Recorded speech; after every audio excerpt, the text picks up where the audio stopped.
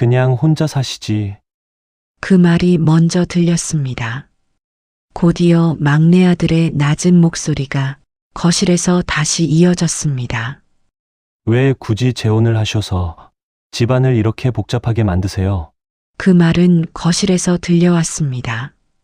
저는 주방 싱크대 앞에 서서 사과를 깎던 손을 그대로 멈췄습니다. 칼 끝에 매달려 있던 사과 껍질이 힘없이 툭 끊어졌습니다.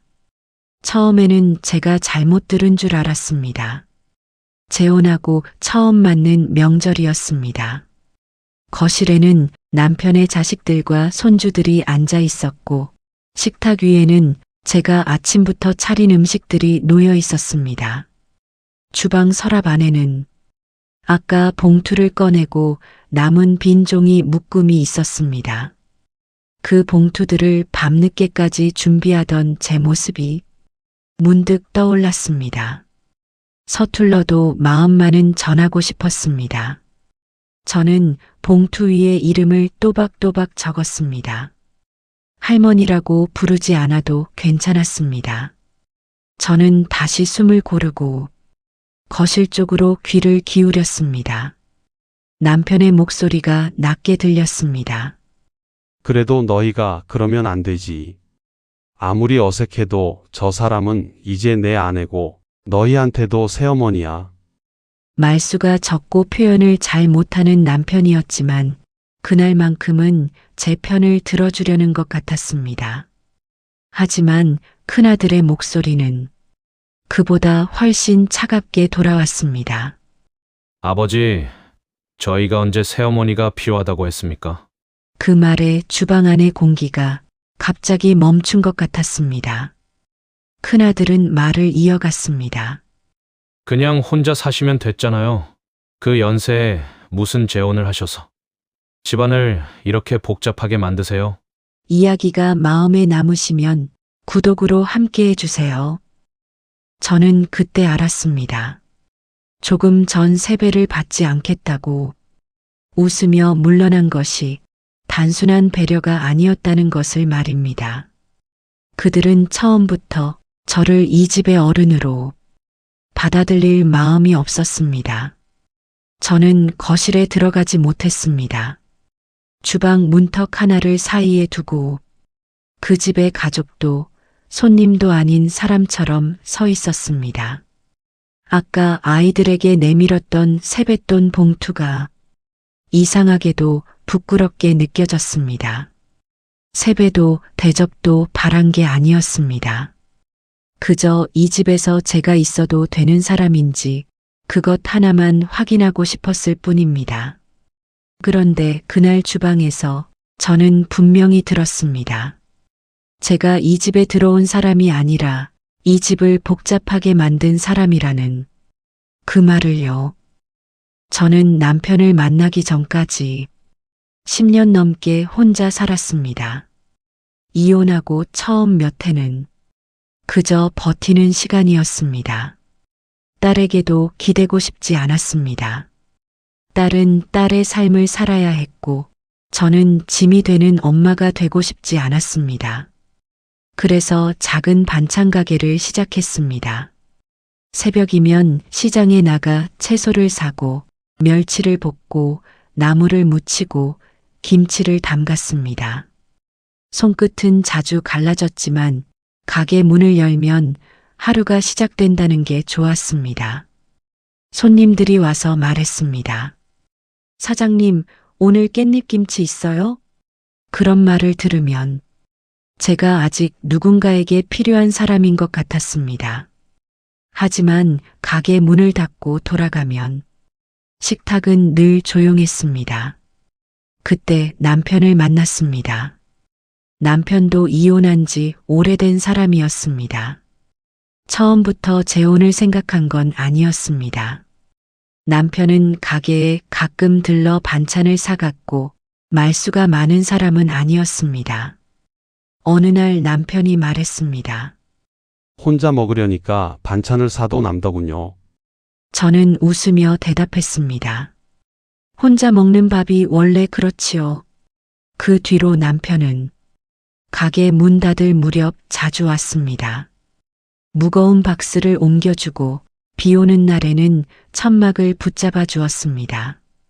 요란하지도 다정하지도 않았지만 말없이 곁에 있는 방식이 그 나이에 저에게는 편했습니다.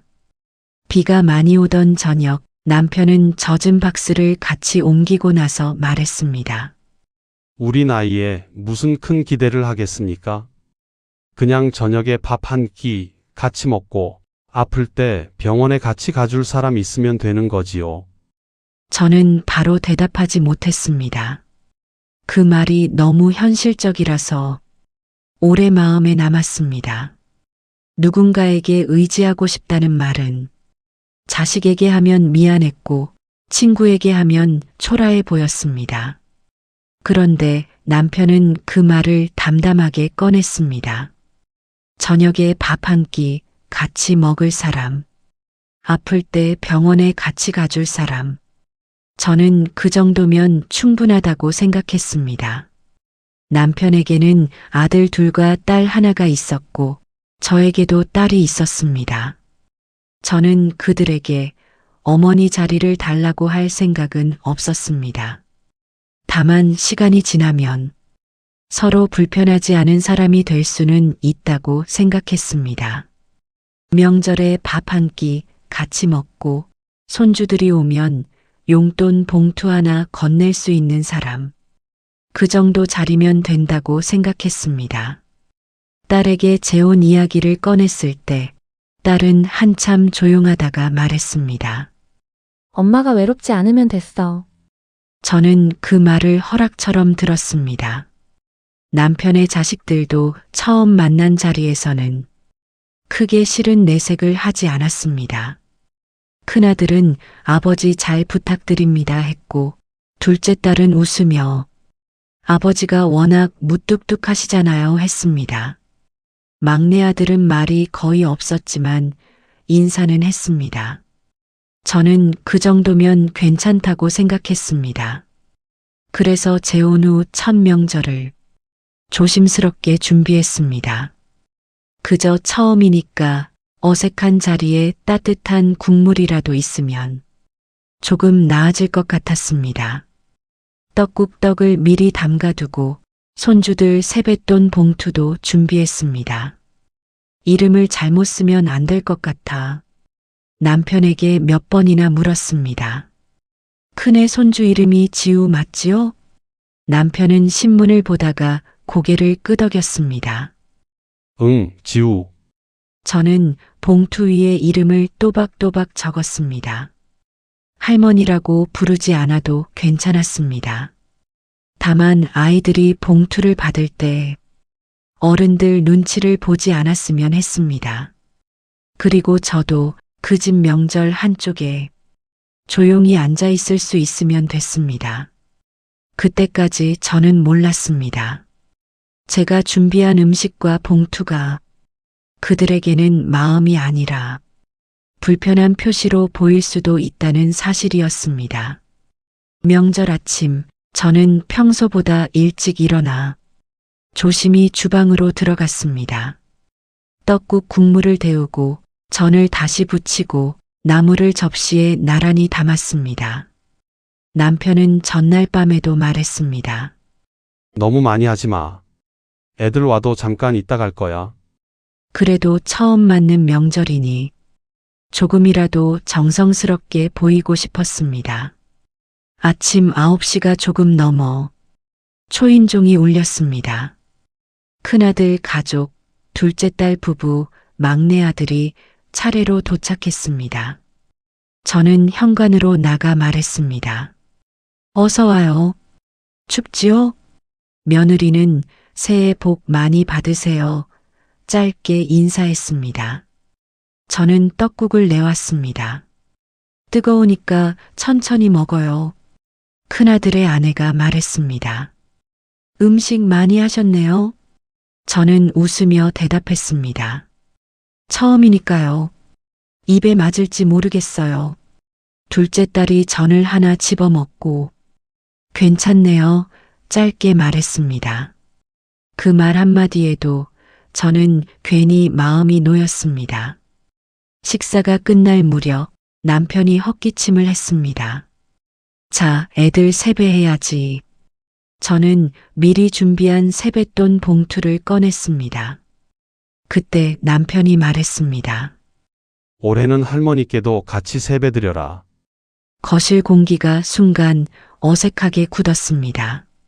할머니, 남편이 그렇게 말할 줄은 몰랐습니다.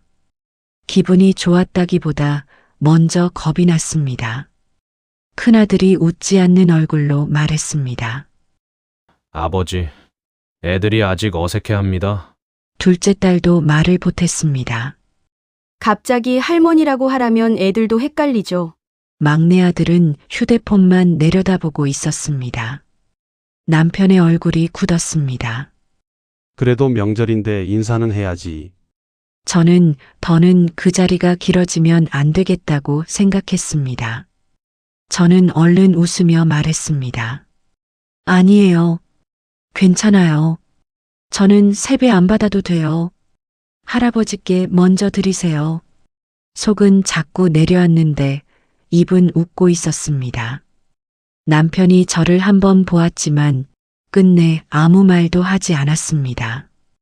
아이들은 남편 앞에 나란히 서서 새해 복 많이 받으세요. 절을 했습니다. 저는 그 옆에서 세뱃돈 봉투를 들고 서 있었습니다. 어디에 앉아야 할지 몰라 그냥 식탁 옆에 서 있었습니다. 세배가 끝나자 저는 아이들에게 봉투를 하나씩 내밀었습니다. 지우야, 새해 복 많이 받아. 아이는 제 얼굴을 보지 않고 봉투만 받았습니다. 감사합니다. 그 말은 아이가 한 말이라기보다 어른들이 시켜서 나온 말처럼 들렸습니다.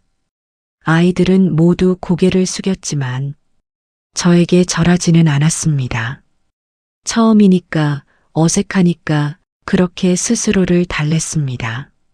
하지만 봉투가 하나씩 줄어들수록 손이 이상하게 허전했습니다. 세배를 못 받은 게 서러운 게 아니었습니다. 제가 준비한 마음만 혼자 허공에 놓인 것 같았습니다. 아이들은 곧 방으로 들어갔고 거실에는 어른들만 남았습니다. 아무 일도 없었던 것처럼 명절 아침이 이어졌습니다.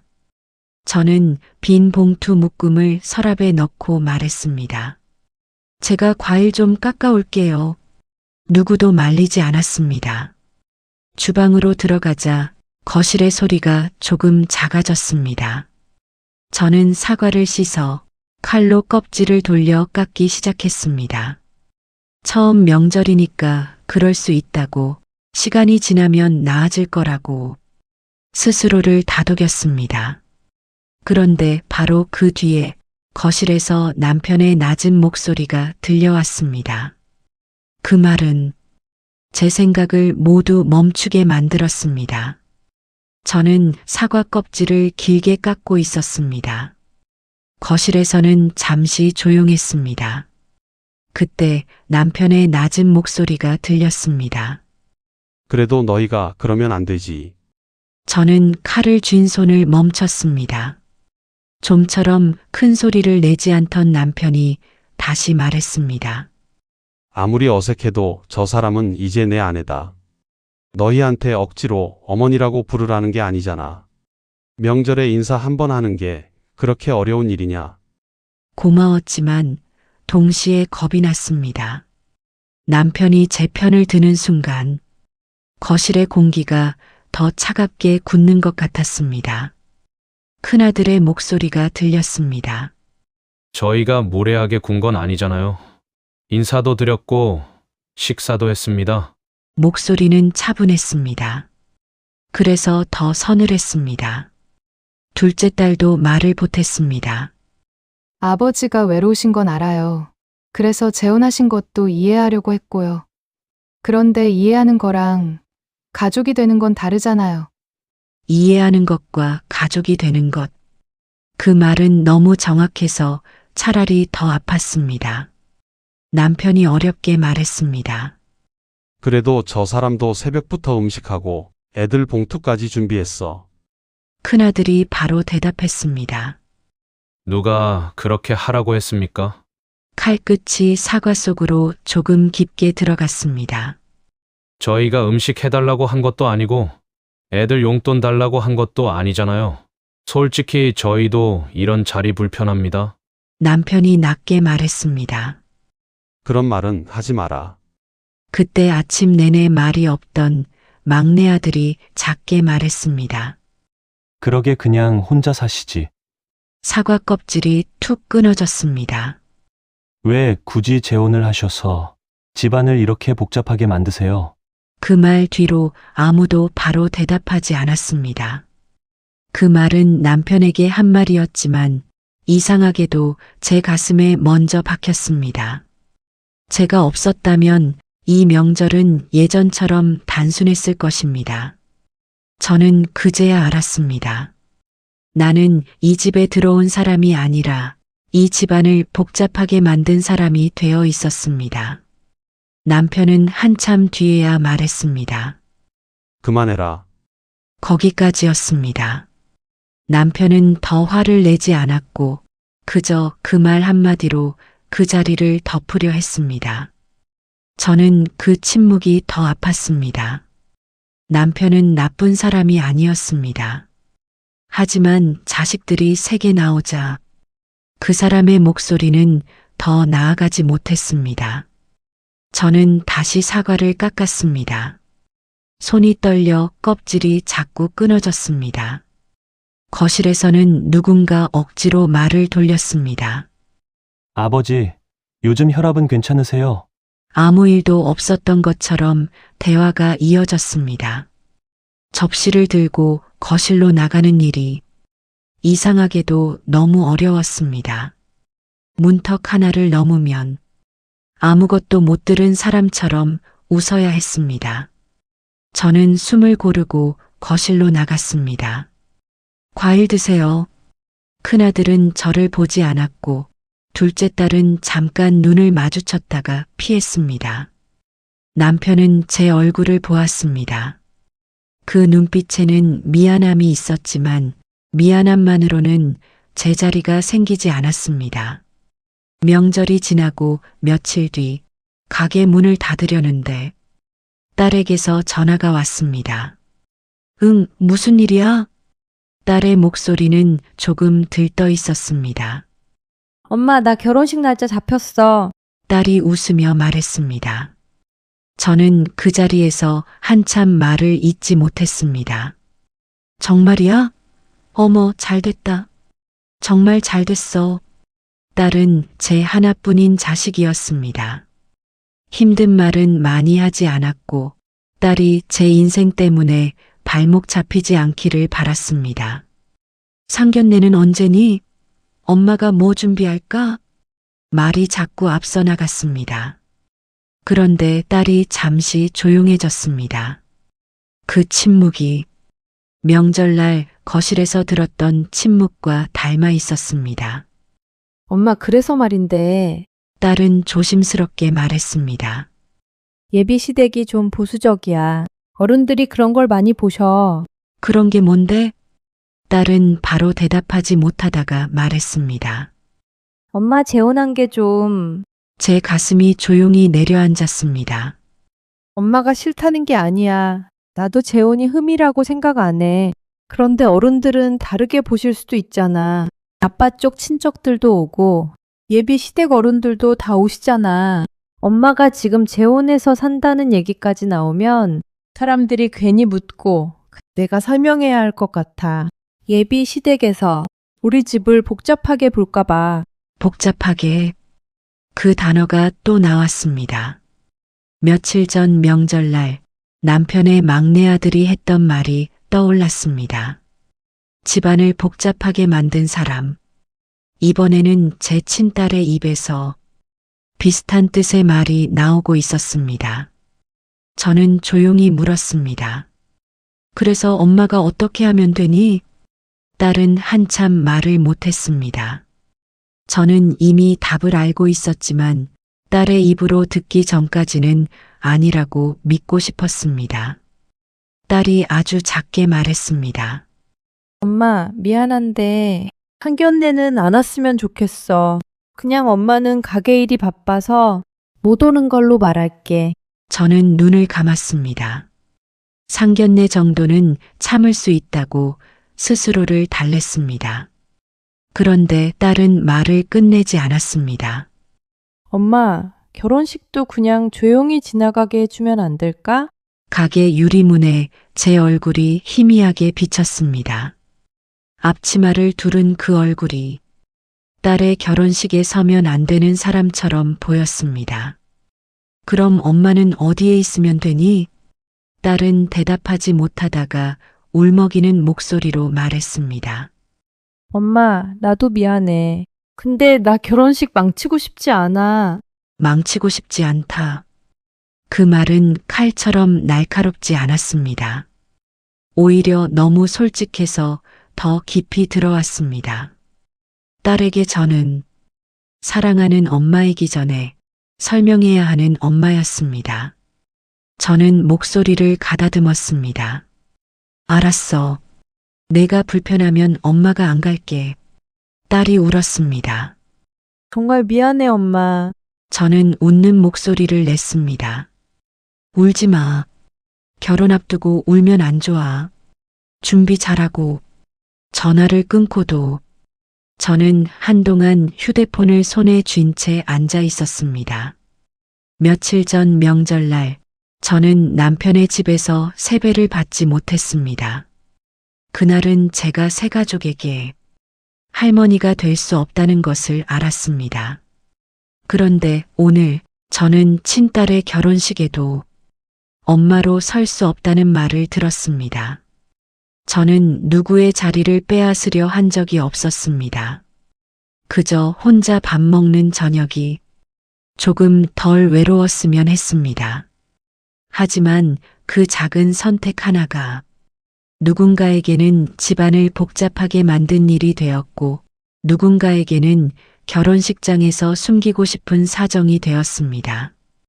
그날 처음으로 생각했습니다. 누군가의 가족 자리에 들어가려고 더는 제 마음을 먼저 접어두지 말아야겠다고 문이 열리기만 기다리며 그 앞에서 작아지는 일은 이제 그만해야겠다고 말입니다. 그날 저는 가게 문을 늦게 닫았습니다. 남은 반찬을 정리하고 진열대 불을 하나씩 끄고 팻말을 영업 종료로 돌려놓았습니다. 밖은 이미 어두웠고 골목 끝 가로등 아래로 사람들이 하나둘 지나갔습니다. 저는 한참 그 모습을 바라보았습니다. 예전에는 혼자 사는 것이 외로운 일이라고 생각했습니다. 빈집에 들어가 불을 켜는 일, 혼자 밥을 차리는 일, 그런 것들이 외로움인 줄 알았습니다. 그래서 늦게라도 밥 한 끼 같이 먹고 아플 때 병원에 같이 가줄 사람이 생기면 조금은 덜 외로울 줄 알았습니다. 그런데 아니었습니다. 혼자 있을 때의 외로움은 차라리 제 것이었습니다. 하지만 가족이라는 이름 안에서 없는 사람처럼 서 있는 외로움은 훨씬 더 차가웠습니다. 남편의 집에서는 할머니가 아니었고 친딸의 결혼식에서는 엄마로 앉을 수 없는 사람이었습니다. 누구도 저를 대놓고 미워한 것은 아니었습니다. 남편의 자식들은 아버지가 낯선 사람과 사는 일이 불편했을 뿐인지 모릅니다. 딸은 자기 결혼식을 조용히 치르고 싶었을 뿐인지 모릅니다. 하지만 그 모든 사정 사이에서 제 자리는 늘 가장 먼저 밀려났습니다. 그날 밤 저는 여분으로 준비해둔 세뱃돈 봉투를 꺼내 한참 바라보다가 천천히 접어버렸습니다. 딸의 결혼식 날짜가 적힌 메모도 수첩에서 조용히 떼어냈습니다. 딸을 미워해서도 남편의 자식들을 원망해서도 아니었습니다. 다만 이제는 누군가의 자리에 억지로 들어가려고 제 마음을 먼저 바닥에 내려놓지 않기로 했습니다. 다음 날 아침 저는 평소처럼 가게 문을 열었습니다. 단골 손님이 들어오며 말했습니다. 사장님, 오늘은 좀 늦게 여셨네요? 저는 웃으며 대답했습니다. 네, 오늘은 제 속도대로 하려고요. 그 말을 하고 나니 이상하게 마음이 조금 가벼워졌습니다. 누군가의 새어머니가 되지 못해도, 누군가의 결혼식장에 앉지 못해도 제 하루까지 없어지는 것은 아니었습니다. 그날 이후 저는 남편의 자식들에게 먼저 애쓰지 않았고 딸에게도 결혼식 이야기를 다시 묻지 않았습니다. 대신 아침밥을 거르지 않았고 아픈 날에는 병원 예약을 미루지 않았습니다. 가게 문을 닫은 뒤에는 따뜻한 국을 끓여 저 혼자라도 제대로 앉아 먹었습니다. 예전에는 혼자 먹는 밥상이 초라하다고 생각했습니다. 하지만 이제는 압니다. 나를 없는 사람처럼 두는 자리보다 나를 위해 차린 작은 밥상이 훨씬 덜 외롭다는 것을요. 저는 아직도 가족을 미워하지 않습니다. 다만 이제는 압니다. 사랑한다고 해서 내 자리를 계속 내어줄 필요는 없다는 것을요. 가족이 되어달라고 애원하는 대신 저는 제 삶에서 저 자신을 먼저 가족으로 두기로 했습니다. 이 이야기가 마음에 남으셨다면 은빛 이야기를 계속 들려드리겠습니다. 구독으로 함께 해주세요. 여러분이라면 재혼 후 첫 명절에 새 가족에게도 친자식에게도 내 자리가 없다고 느꼈다면 어디서부터 마음을 정리하셨을까요? 댓글로 남겨주세요.